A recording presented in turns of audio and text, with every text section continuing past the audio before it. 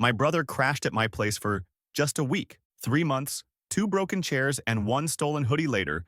I changed the locks while he was at work. He showed up banging on the door with the cops. Bad move. My hands were shaking when I turned the deadbolt. Not from fear, exactly. More like adrenaline laced with 3 months of swallowed rage finally clawing its way out. I stood there in the silence after the click. Just me, my apartment, and the echo of everything I'd let slide until that moment. The broken IKEA chair in the corner. The hoodie I hadn't seen in weeks, now permanently claimed. The drain still clogged with his hair. Just a week, he'd said. That's how it started. 1 week. 79 days later, I changed the locks while my brother was at work. Let me back up. Jake, 31 male. My older brother by 2 years. Grew up practically glued to my hip. We shared bunk beds, tag teams and backyard wrestling, one broken collarbone between us. Back then, Jake was the golden boy. Quarterback, cocky, charismatic, that laugh everyone remembered. I was the quiet one. The, hey, isn't that Jake's little brother, kid? It didn't bother me then. Not really. He had this gravity, and I thought maybe if I stayed close, some of it would rub off. Spoiler, it didn't. I'm Nate, Yurmi Doka's Erkek. I work in digital design. Got my own place downtown. Nothing fancy, but it's mine. Clean lines, candles I actually light, furniture I built myself. Peace. That's what it was before Jake showed up in March with a duffel bag, no job, and a sheepish smile. Just for a week, he said, dropping his stuff in my living room like it was already his. I should have said no. I should have asked more questions. But he'd just gone through a breakup. Some story about his ex sabotaging him and taking the dog out of spite, and I still had this reflex to protect him. Dumb, right? Almost 30, and still chasing some childhood script where he was the hero and I was the loyal sidekick. First week was fine. I even enjoyed having him around. He told stories, made us drinks, played old playlists that brought back memories. Then week 2 hit and things started fraying. He'd leave dishes in the sink. Not, oops, forgot kind of dishes. I mean piles. Coffee mugs growing mold. Spoons stuck in dried peanut butter like some modern art piece. I asked him once, gently, to help clean up. He laughed, clapped me on the back like I was joking, and said, "You've always been the neat freak, huh?" By week 3, my couch had an ass dent. My fridge was emptying faster. My toilet seat had started staying up permanently. And my hoodie, my favorite one, soft, charcoal gray, bought after my first real promotion, vanished. Jake wore it in front of me 2 days later like it had always been his. When I said, "Hey, that's mine," he shrugged and said, "Dude, relax. You weren't even wearing it." That moment stuck with me, not just because of the hoodie, because of what it meant. The way he took, assumed, invaded, and then made me feel petty for noticing. Still, I let it slide. I kept letting it all slide. The broken kitchen chair, he tried to stand on it just to reach the bottle of whiskey I hid. The weed smoke even though my lease strictly forbid it. The, "Yo, borrowing your car real quick," text followed by a 6-hour disappearance. The girl he brought over who used my expensive shampoo and left her lashes on my sink. Every time I tried to set a boundary, I got the same Jake I remembered. Loud, charming, deflective. "You've changed, man. Since when are you so uptight? I thought we were family." Family. That word had a way of slamming every emotional door I tried to open. It made me feel like I owed him something, like refusing meant betrayal. But here's the thing about letting someone treat your home like a crash pad and you like a maid. It starts to rot you from the inside. I began to hate walking into my own apartment. I'd pause outside my door and listen. Was he on the phone again? Playing music? Eating my leftovers? Was she over? The night I made my decision, he'd thrown a mini get-together while I was working late. I came home to 3 strangers in my living room, one of them sitting on my armrest eating chips. Jake greeted me with a drunken, "Yo, Nate's home," like I was the guest. That was the night the second chair broke. That was the night my hoodie ended up on the floor under someone's feet. I didn't say anything. I went to bed. I stared at the ceiling for hours. And the next day, I called a locksmith. Because sometimes, love looks like letting someone in. And sometimes it looks like changing the locks. The locksmith came at noon. I stood there, heart pounding like I was committing a felony in my own damn hallway. Even the guy, mid-40s, sweat-stained hat, smelled like WD-40, gave me a look when I explained what I needed. "Kicking out a roommate?" he asked, crouching near the door with his drill. I hesitated. "Something like that." What I didn't say, "It's my brother. He's been squatting in my place, wrecking my peace, stealing my clothes, ignoring every boundary, and I'm finally doing something about it." It felt pathetic, explaining it out loud, so I didn't. By 12:22 p.m., my locks were changed. By 12:30, I'd packed his stuff, what little of it wasn't already exploded across my apartment, into 3 black garbage bags. I set them neatly by the door. No hate, no mess. Just done. I texted him, hey, change the locks. Your stuff's outside. We need space. I stared at the screen. The text looked so clinical, so hollow. But I knew if I explained, if I gave him an opening, he'd find a way back in, charm his way past my anger, twist it all back on me like he always did. I put my phone face down and left for the rest of the day. I wandered the city, sat in a park, ate a sandwich I didn't taste. I felt empty, free, sick. Then 7:04 p.m. hit. It started with a call. I didn't answer. Then came the texts. WTF, dude? Where's my charger? Are you serious right now? You're actually pulling this? Unreal. Then a video of him kicking one of the trash bags, followed by, wow, real mature. I muted my phone. At 9 o'clock, I heard the banging. He was at the door, pounding like he was trying to punch through it. I froze, didn't breathe. Then came the voice, slurred, angry. Nate, open the damn door, man. I peeked through the peephole. He was alone, red-faced, hoodie clinging to him like a flag of war. My hoodie. I live here too, he yelled, loud enough for the hallway to echo. No, you don't. That was the one sentence I kept gripping like a lifeline. He started kicking the door, full-on booting it like we were in a SWAT raid. I backed away, heart hammering. My mind spiraled. What if he broke it? What if he didn't leave? Then I heard it. Sirens. He must have called them. He actually called the cops. I looked through the peephole again. 2 officers now standing beside him. One knocked. Sir, can you open the door? I opened it, slowly. Tried to keep my hands visible, my voice calm. Jake burst into speech. He locked me out of my own place. My stuff's out here like I'm some kind of trash. The older officer turned to me. Is he on the lease? I shook my head. This is my apartment. He was staying here temporarily. He doesn't live here. Jake laughed. Loud, bitter. Wow, okay, so now I'm homeless. I didn't say anything. The cop asked for ID. I handed it over. He radioed something in. Meanwhile, Jake just stood there. Hoodie too tight, jaw clenched. I'm his brother, he muttered. Like that should carry weight. It used to. The officer turned back to him. I'm going to have to ask you to leave, sir. This is a civil matter. You're not listed on the lease. If you believe you have a claim, you'll have to file through the court system. Jake blinked like he'd been slapped. You're siding with him? I'm not siding with anyone. I'm following the law. They escorted him out. Not cuffed. Just gone, like a shadow peeled off my life. That night, I sat alone on the floor with a beer I didn't even want. My door felt heavier. My walls quieter. My peace didn't feel triumphant. It felt bruised, but it was mine again. And I had no idea what kind of storm Jake was about to stir next. The next morning started calm. Too calm. I made coffee, stood at the window, and for the first time in months, there was no sound of someone blasting TikToks in my living room. No half-eaten Hot Pockets on the counter.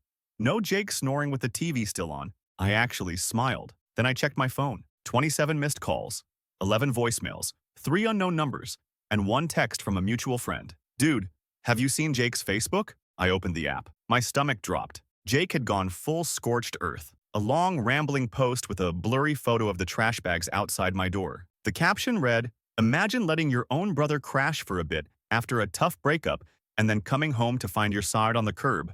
Locked out. Nowhere to go. Some people don't know what family means. Betrayed.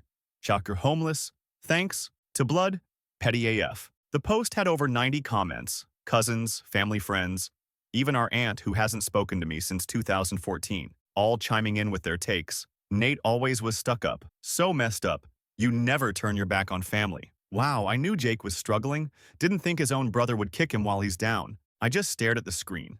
Stunned. I hadn't said a word publicly. I'd kept it private. But now? Now it was a circus. And Jake was handing out pitchforks. Then came the DMS. From people I hadn't talked to in years. Some of them pissed. Some just concerned. One old coworker messaged, "Damn, Nate, your brother okay?" He posted something about sleeping in his car. That part wasn't even true. I knew for a fact he was crashing at his ex's place again. But the story played better with him as the victim. I texted him once, "Delete the post? You're twisting everything." He replied, "Truth hurts, huh?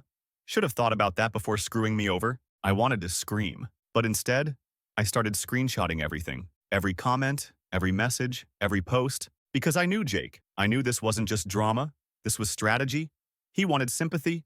He wanted to control the narrative. And most of all, he wanted me to crack first. That same day, I found out he'd been calling our parents, feeding them some sob story about how I blindsided him and took away his only safe space. My mom, God love her but completely naive, left me a voicemail in tears. "How could you do this to your brother? He's always been there for you. He's not perfect, but he's family." I didn't even call back. What was the point? The next blow came 2 nights later. I got home from work and found a scratch down the side of my car. Deep, jagged, not accidental. I stood there staring at it, heart pounding, and on the windshield, tucked under the wiper, was my hoodie, folded, clean. But the sleeves had been cut off. I didn't need a note to know who it was from. That was when something in me flipped. He wanted a war? Fine, but I wasn't going to play defense anymore. I spent the whole night pacing. Not because of the car, well, not just because of that. It was the hoodie that did it. The sleeves, cut clean like a butcher job, felt like a message. Not just revenge, but mockery. The same hoodie he claimed like it was his. Now mutilated and left like a trophy on my windshield. That was the moment I realized Jake wasn't just spiraling. He was enjoying this. The post was still up, still gaining traction. He'd even added a comment underneath about surviving with nothing but the shirt on my back, which my brother also tried to take, BTW LOL. People were sharing it now. I saw one comment that made my blood go cold. Where is this? Someone needs to help this man. He was crowdfunding pity and lies. I pulled out my laptop and opened a folder I'd quietly started weeks ago, just in case. Screenshots, notes, dates, photos. I'm not a paranoid guy by nature, but Jake had a way of rewriting history, even while you were living it. And deep down, I think I always knew I might need proof. Here's the thing. While Jake was busy playing the victim online, he'd forgotten one very important truth. I know where every skeleton in his closet is buried. Literally. I'd helped him hide most of them, like how he'd been between jobs for 6 months because he got fired from the car dealership for screaming at a customer, or how he maxed out a joint credit card with his ex on a trip to Miami and blamed it on identity theft, or the DUI he narrowly dodged last year after I drove across town at 2 a.m. to pick him up before the cops showed up. I had the receipts, texts, emails, even a voicemail from his boss that said, "Don't let Jake back in the building." But I didn't want to go nuclear yet. Instead, I started making quiet moves, strategic ones. First, I filed a police report for the car damage. I didn't name him, yet, but I noted the hoodie and the timing. The officer took it seriously, said they'd log it and follow up. Second, I sent a calm, clean message to my family. Hey, I know you've heard Jake's version. I'm not going to argue. But if you want to know what really happened, what's been happening, you're welcome to ask. I have proof. I just haven't shared it, because I still hoped he'd stop. Only one person responded, our cousin Leah. She messaged back, honestly, I believe you. Jake crashed with me 2 years ago. Did the same thing, left with my rent money and my AirPods. It was like something snapped loose, a weight I didn't even know I was carrying. This wasn't just me. Jake had a pattern, a playbook, and suddenly, I wasn't alone in seeing it. The next morning, I woke up to a fresh tag from Jake. He'd gone live on Instagram. In the video, he stood outside a food pantry talking about hard times and how even family can leave you stranded when you're down. He looked rough, disheveled, pale, like he hadn't slept. And I'll admit it, I felt a stab of guilt. Until I noticed the hoodie he was wearing. Not the one he cut, a new one. My other one. I paused the video, zoomed in, checked the sleeve tag. It was mine. He'd taken more than I thought. He ended the video with a quiet, sniffly, "Hope none of you ever get betrayed like I did." That was it. I clicked off the video and opened my message drafts, because some of y'all had told me to burn it down. And I was starting to think, you were right. Update 1. First of all, holy hell, I did not expect this much response. My inbox is full, my DMs are chaotic, and one of you even sent me a meme of Jake holding a trash bag with the caption, "Live, laugh, leech." That one almost made me spit coffee all over my keyboard. Seriously though, thank you. The messages, the support, the brutal honesty, I needed that. Especially because after I posted part 4, things escalated fast. A few of you asked, why not clap back online? Tell your side. Tempting. Really tempting. But I wanted something that would actually sting. Something that would crack the image Jake was building. Not just for strangers, but for the people who actually knew us. So I started making calls. Remember that cousin Leah I mentioned? Turns out Jake's habit was more of a full-blown lifestyle. I asked around, quietly, and one by one, stories started trickling in. He stayed at our friend Max's place for a week and left after 2 months. Also stole Max's air fryer. Another ex said he drained her Venmo by accident 3 separate times. My own aunt said he borrowed her laptop and pawned it. And y'all, I had screenshots for all of it. Venmo requests, text messages, one literal Craigslist ad listing Max's stolen air fryer. I wish I was joking. So I put it all together. One clean, well-organized PDF. No rants, no insults, just names, dates, receipts. A timeline of every time Jake turned help into havoc. Then I sent it, privately, to every person who had commented on his post. Family, friends, mutuals. With a short message, I've stayed quiet. But since my name's being dragged publicly, here's the truth. If you still believe him after reading this, that's your choice. Most people, dead silent. A few, apologies. A couple even texted him to say they were disappointed in the stunt. One person took down their "hang in there, bro" post entirely. And Jake, he lost it. He showed up the next day at my building. Again, this time I was ready. Buzzed him in from the lobby cam just long enough to say, "Smile for the camera, Jake. You're trespassing now." Then I hung up. I guess he didn't believe me, because he kicked the door. Again. And this time, the neighbors heard. One called security. One filmed it. When they showed up, he was yelling something about family betrayal and missing hoodies. They escorted him out. Next thing I know, Jake's post is deleted. The live video's gone. Radio silence from his end. But that wasn't even the best part, because later that night, I got a text from his ex. "I saw your message. If you ever want help taking him down the rest of the way, I've got some stuff you might want to see." Oh, Jake, you really shouldn't have brought the internet into this. Her name was Marissa, Jake's ex, the one he blamed for breaking his heart and taking the dog out of spite, the one he painted in every sob story as cold and unforgiving. Turns out she's neither. She's smart, level-headed, and most importantly, pissed. We met up that weekend.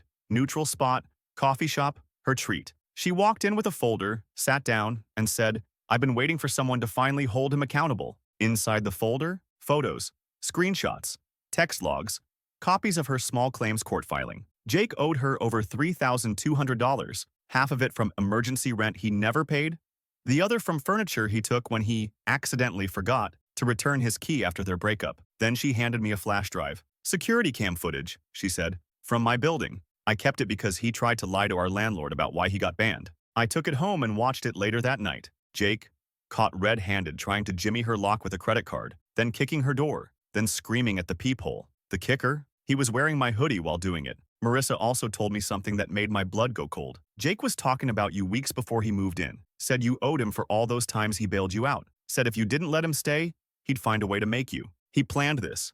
It wasn't desperation, it was strategy. So I made my next move. First, I emailed the building manager, explained everything, sent over the footage of Jake from my door, and Marissa's too. Told them he was escalating, and I was worried about damage or worse. Their response? "Thank you for the documentation.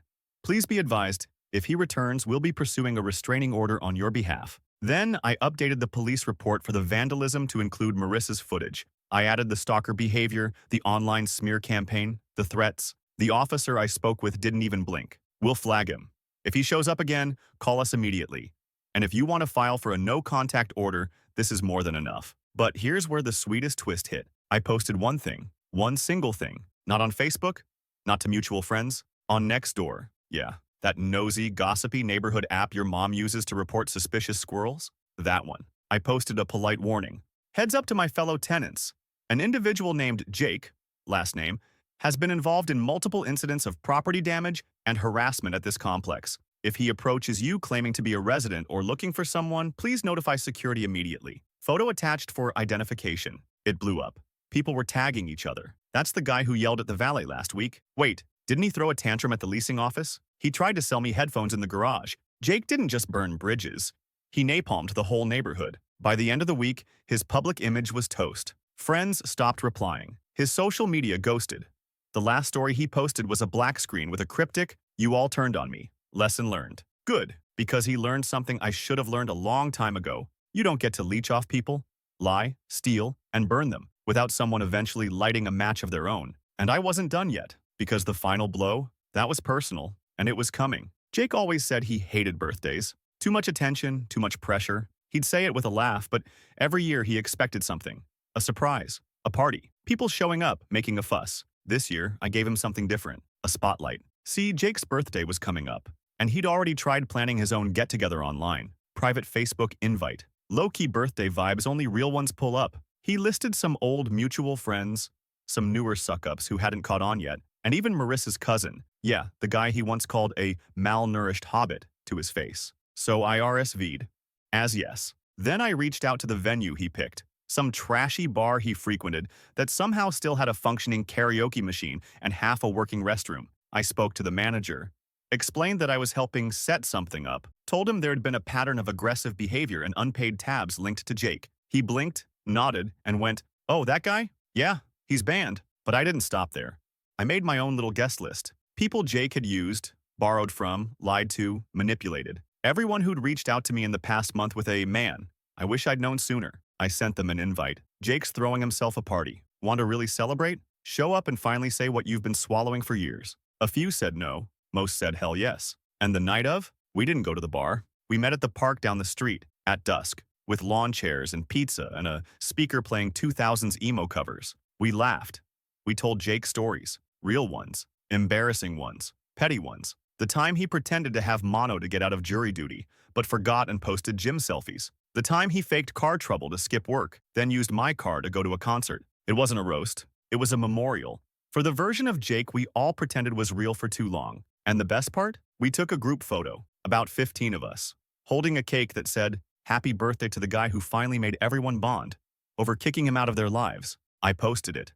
Not to be cruel, just honest. Caption: "Here's to healing, and finally being done with the chaos." Jake saw it within 10 minutes. I know because he tried calling, then texting. "You're dead to me. You fucking snake. I hope you're proud." I didn't respond, because for the first time in my life I was proud. But the universe wasn't done with him yet, because 2 days later I got a call from someone I really didn't expect. Someone Jake had really messed with, and they wanted in. Update number 2. No, seriously, you're not going to believe who reached out. Jake's old boss, the one who fired him from the car dealership for yelling at customers and misuse of company property. Read, he borrowed a test vehicle to run errands and put 97 miles on it. We'll call him Mr. Patel. I hadn't heard from the guy in years. Barely knew him, really. But apparently, someone sent him a screenshot of our little birthday gathering and the post I made. He DM'd me on LinkedIn, yes, LinkedIn of all places, and said, "Hi Nate, not sure if you remember me, but I think we may have a mutual headache. Mind if I give you a call?"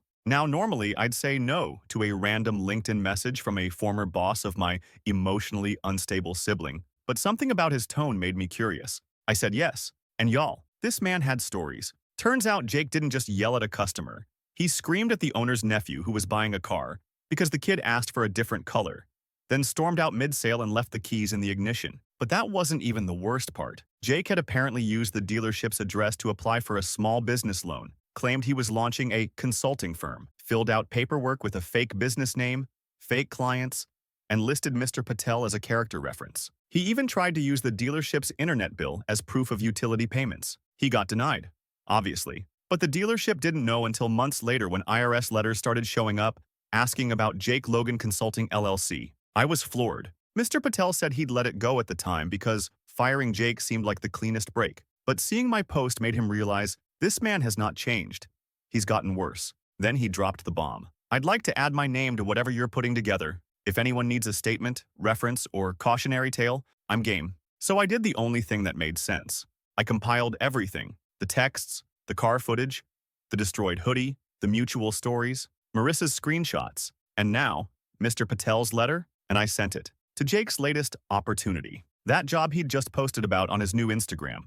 Some creative marketing gig with a small downtown firm. I sent the full report to their HR contact listed on the site, along with a calm, clean note. You might want to be aware of who you've hired. Documentation attached. No malicious intent, just transparency. And 2 days later, the post vanished. His bio changed. Marketing coordinator at Skyline Concepts? Gone. Just creative soul seeking the next thing. I didn't gloat. I didn't text. But I smiled. Because for once I didn't have to scream, or plead, or prove myself. The truth just walked in. Jake hasn't tried to contact me since. And me? I finally slept through the night. It's been 3 weeks since the HR email. Since Jake's last text. Since the last time his name flashed across my screen like a migraine. And you know what? Silence feels weird when you've been living in chaos. I kept waiting for the other shoe to drop. A new post. A dramatic voicemail. Maybe even him showing up again, shouting through the door about how I ruined his life. But it never came. Instead, life just settled. My apartment stayed clean, peaceful. I could actually hear myself think again. No passive-aggressive sighs from the couch. No muffled bass from his phone vibrating against the floorboards. No half-eaten Hot Pockets decomposing in the sink. The couch dent started to fade. I got new locks. Again. Upgraded the security cam. Took the busted chair out to the curb and finally replaced it with something I actually liked. A small thing, I know. But it felt like taking back territory. Like carving space where he used to be and saying, "Not yours anymore." One night, I found the old hoodie. Not the cut-up one. The other one. The one I'd forgotten about. Still buried at the back of my closet. faintly smelling like a bonfire and some long-lost version of comfort. I almost threw it out, but instead I washed it, dried it, folded it neatly and slid it into the donation box by the door. Because some things aren't worth keeping, no matter how soft they used to be. Then, a week ago, I got the message from a burner account. No name, no profile pic, just, "You win. Happy now?" No punctuation, no context. But I knew. It was the same bitter tone. That same wounded pride wrapped in accusation. The same Jake trying to play the victim even after everything. I didn't reply. Because yeah, I did win. But not in the way he meant. I didn't win because he lost a job or got exposed. I won because I finally stopped cleaning up after someone who didn't care if he wrecked everything I built. I won because I stopped mistaking obligation for love. And now? Now I have my life back. There's a part of me that still aches. Still wonders if there's a version of Jake out there. The one from when we were kids, before he learned how to lie with a straight face. Before he turned love into leverage. But that version's gone. And I'm not going to keep setting myself on fire trying to light a path for someone who never intended to come home. So yeah, Jake, I'm happy now. And I hope, someday, you get there too. But not at my expense. Not ever again. It was a Thursday, late afternoon. Sky smeared with that gray-blue light that makes everything feel paused. I was halfway through reheating leftovers when the knock came. Not loud, not desperate, just soft. I froze. Because after everything, after the messages, the lock changes, the meltdown, the silence, I'd almost forgotten what his knock sounded like. Not a fist, not a kick, just knuckles, barely 3 taps. I waited. Nothing followed. No shouting, no doorbell, just silence pressing against the edges of the door like a held breath. Then a voice. Quiet. Raspy. Nate? It was Jake. I didn't open it. I didn't need to. I stepped close, just enough to let my voice carry through. What do you want? Silence. Then, I'm not here to fight. I don't want anything. Just wanted to say I get it. Now, my heart thudded. Part of me wanted to scream. Part of me wanted to unlock the door and see his face. Just to know. But I didn't move. He kept talking. You were right, about all of it. The way I used people, the way I treated you. I saw that post. The birthday one. I deserved that. Worse, probably. Silence again. A swallow. Just wanted to say I'm sorry. That's all. I know it's not enough. I wanted you to hear it from me. And then I heard it. A soft thud. A bag. I waited until the elevator dinged. Then another 10 full minutes. Only then did I open the door. A plain brown paper bag. Inside? The cut-up hoodie.